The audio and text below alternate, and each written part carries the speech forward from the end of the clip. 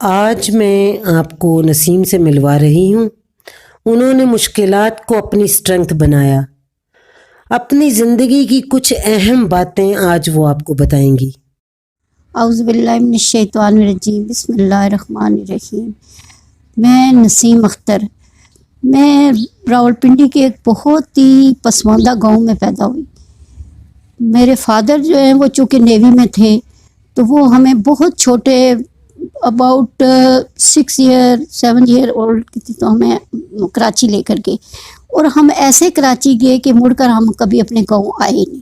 کہ 68 میں ہم کراچی گئے، ساری ایجوکیشن مکمل کی۔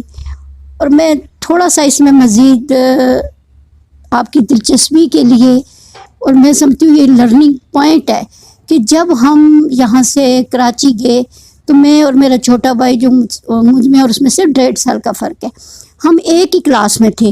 جب ہمیں وہاں ٹیسٹ کے لیے، ظاہر سی بات ہے نیوی بیریا کا ایک اپنا اسٹینڈرڈ ہے، انہوں نے ہمیں ٹیسٹ کے لیے بلایا تو میں اور میرا بھائی ہمیں ایک ٹیسٹ دیا، اور مجھے آج بھی یاد ہے کہ انہوں نے 3ری کلاس کی اردو کی کتاب سے لندن کی سیر کا ہمیں ایک پیراگراف وہ بول رہی تھی اور ہمیں املا لکھنے کے لیے ہمیں ٹیچر نے کہا۔ اب ہم ایک دوسرے کا منہ دیکھیں، اپنے بہن بھائی دونوں، تو ہمیں تو ایک لفظ الف سے بے بھی نہیں لکھنی آتی تھی۔ تو ہم یہاں سرکاری اسکول، اپنے گاؤں کا ایک سرکاری اسکول تھا، اس میں پڑھتے تھے، تو وہاں سے ہمیں ابو لے گئے۔ تو وہ جب ہمیں کچھ نہیں آیا تو ہماری ٹیچر نے ان کو کہا، پرنسپل نے، کہ بھئی یہ بچے تو بالکل نہیں چل سکتے، تو ہاں ہم ان کو نرسری میں یا 1 میں، جو اس وقت نرسری تو نہیں ہوتی تھی کہ 1 میں ہم ان کو کرتے ہیں تو پھر دیکھ لیں گے۔ تو میرے ابو نے ان سے کہا کہ آپ ان بچوں کو داخل کریں، 2 مہینے کا ٹائم دیں، تو آپ یہ ہمیں دسمبر میں جو ششماہی ایگزام ہوتے ہیں اس تک ٹائم دے دیں ہمیں، تو اگر نہ چلے تو میں ان کو واپس گاؤں چھوڑ دوں گا، تو آپ جب تک تو ہمیں ٹائم لے، اب میں لے ہی آیا ہوں۔ تو خیر انہوں نے ہمیں داخل کر لیا۔ میں بڑے فخر سے نام لوں گی، یہاں ہماری وہ میڈم فوت ہو گئی ہیں، مجھے آج بھی ان کا یاد ہے، مسز جہاں آرا نام تھا ان کا، بوڑھی سی خاتون تھی۔ تو ہم دونوں بہن بھائی ان کی کلاس میں تھے، اور جب ہمارے ششماہی ایگزام ہوئے تو میرا بھائی فرسٹ تھا اور میں سیکنڈ تھی، مطلب ہم کلاس میں۔ تو ہماری ٹیچر نے بڑے فخر سے وہاں کھڑے ہو کر کہا کہ یہ وہ بچے ہیں کہ جن کو ہم داخل ہی نہیں کر رہے تھے، جن کو ایک لفظ نہیں آتا تھا، جن کو مطلب 1 سے لے کے 10 تک لکھنا بھی نہیں آتا تھا، الف بے بھی نہیں آتی تھی، تو ان بچوں نے اتنی محنت کی ہے کہ آج یہ پوری کلاس میں فرسٹ اور سیکنڈ آ رہے ہیں دونوں بہن بھائی۔ تو ہم مطلب میں ان ٹیچر کے وہ الفاظ میرے لیے ایک انیشیٹڈ تھے، آج بھی مجھے وہ الفاظ گونجتے ہیں۔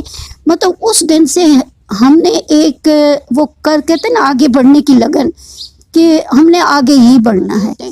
کسی کا کوئی اچھا کام ہے تو اس کی تعریف نہیں کرتے، اس کو آگے بڑھنے کا کوئی حوصلہ نہیں دیتے، انکریجمنٹ نہیں ہوتی ہے، تو یہ چیزیں بندے کو بہت پیچھے لے جاتی ہیں۔ تو وہ انکریجمنٹ میرے لیے ساری زندگی میرے لیے مشعل راہ رہی، اور میں نے ہمیشہ اس چیز کو رکھا اپنے ذہن میں کہ یہ چیز میں نے کرنی ہے۔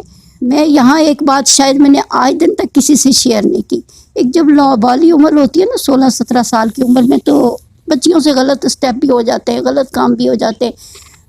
تو ایک دفعہ مطلب یہ بات کہتے ہوئے مجھے تھوڑا سا فرسٹ ٹائم میں یہ بات اس لیے کہہ رہی ہوں کہ شاید کسی کو سیکھنے کا موقع ملے، اور میرے لیے بڑی وہ سیکھنے والی چیز تھی کہ ہمارے سامنے ہم سارے، ہم جس طرح یہاں یہ گھر ہیں آمنے سامنے، اس طرح وہاں بھی ہم رہتے ہوتے تھے، تو سامنے ہمارے گھر تھے، ان کے گھر کوئی لڑکا آیا رات کو، جیسے میں واش روم کی تو جیسے دیوار سے نا کوئی خط سا آیا۔ اچھا مجھے سمجھ نہیں آئی کہ رات کو اس وقت 9-10 بجے، مطلب اس وقت زمانے میں ہم 9 بجے سارے سو جاتے تھے، تو میں نے خیر وہ اٹھا کے، میں کچن میں نا سردی تھی تو کچن میں بیٹھ کے پڑھتی ہوتی تھی، تو گیس کا نا چولہا جلا کے تو آستے کر کے تو وہاں بیٹھ کے نا پھر اسکول کا کام کر رہی تھی، پڑھ رہی تھی۔ اچھا وہ جب میں باتھ روم سے واپس آئی تو وہ لیٹر ہاتھ میں لے آئی، اندر آ کے نا میں نے رکھ دی، پھر میں نے کہا میں کھول کے پڑھوں تو صحیح ہے کیا یہ، اور آیا کہاں سے ہے۔ اچھا میں نے ابھی کھولا نا، میں کہتی ہوں ماں باپ کتنے مطلب اللہ تعالیٰ نے ان کو کتنی طاقت دی ہوتی ہے یا کیسی صلاحیت دی ہوتی ہے کہ میرے ابو نا حالانکہ نارمل کبھی نہیں اٹھتے، اٹھ کر آئے کچن میں، انہوں نے دیکھا۔ اچھا میں نے ابو کو دیکھ کے نا، تو وہ یقین کرے کہ مجھے اس سے پہلے کچھ بھی نہیں پتا تھا کہ ہے کیا، میرے خیال ہے میں 8 کلاس میں تھی، تو میں نے نا وہ لیٹر یوں مطلب مجھے ایک دم سے میں ڈر گئی، تو میں نے یوں کاپی میں رکھ دیا۔ میرے ابو آئے خاموشی سے اور میرے ابو بہت سخت ہوتے تھے. آئے انہوں نے نا مطلب ایسے میرے ہاتھ سے کتاب لی اور وہ لیٹر لیا اور واپس چلے گئی. میں اب کانپنے لگ گئی کہ پتہ نہیں اب کیا ہوگا کیا. بس کچھ بھی میرے ابو نے ایک لفظ بھی نہیں کہا. باہر گئے پھر واپس آ کے کہتے جاؤ سو جاؤ. میں جا کے لیٹ گئی. لیکن پوری رات مجھے اب دوسرے دن بھی مجھے یہ ہو کہ پتہ نہیں کیا ہوگا کیا ہوگا. لیکن انہوں نے کوئی لفظ مطلب دونوں میاں ماں باپ نے مجھے ایک لفظ بھی نہیں کہا, نہ کوئی کسی قسم کی پوچھ گچھ کی. مجھے وہ ماں باپ کی تربیت اپنے بچوں پہ بھی میں نے وہی اپلائی کیا کہ بچوں کو میں نے اتنا فرینڈلی رکھا ہے کہ بالکل دوستوں کی طرح. مطلب میں اپنے بچوں کو کہتی ہوں آپ کی کوئی بھی بات ہو جائے نا, ماں باپ سے زیادہ ہے آپ کا دوست کوئی نہیں ہو سکتا. اپنے ماں باپ کو ہر چیز بتائیں. ماں باپ سے بہتر آپ کو مشورہ بھی کوئی نہیں دے گا, ماں باپ سے زیادہ آپ کے ساتھ بھی کوئی نہیں دے گا. کوئی دوست کوئی رشتہ دار ٹھیک ہے ایک لمٹ رکھو, ایک لکیر رکھو, دوستی رکھو سب سے, لیکن اپنے دل کی بات اپنا راز صرف اپنے ماں باپ کو بتاؤ. السلام علیکم. حمزہ یوتھ کو ریپرزینٹ کر رہا ہے اور میں اور حمزہ مختلف جنریشن سے بلانگ کرتے ہیں. تو حمزہ آپ کو میں نے ابھی ایک ویڈیو دکھائی, اب آپ اس پر کمنٹس کریں اور اپنی رائے دیں. میں نے وہ ویڈیو دیکھی اور اس سے بہت کچھ سیکھنے کو ملا, اور اس میں جو میں نے خود محسوس کیا 2 مین پوائنٹ. اس میں سب سے بڑا کردار آپ کے والدین کا ہے اور اس کے بعد آپ کے اساتذہ کے. اگر والدین اپنے بچوں کو اور ان کی ایکٹیویٹیز کو اور ان کو کریج نہیں کرتے, اگر وہ کوئی کام کرتے ہیں ٹھیک ہے, تو اس کے اندر جو ایبیلٹی ہے وہ ختم ہو جائے گی اور جو اس کا ہنر ہے وہ دب جائے گا. اسی طرح ہم مثال لیں گے اپنے ٹیچرز کی. اگر کوئی بچہ اچھا کام کرتا ہے, اگر اس کو اپریشیٹ نہیں کرتے, چھوڑ دیتے ہیں ٹھیک ہے, تو اس میں یہ ہوتا ہے کہ جو اس کے اندر ایک نئی چینج آتی ہے, کوئی نئی چیز سیکھنے کی لگن پیدا ہوتی ہے, وہ ختم ہو جائے گی.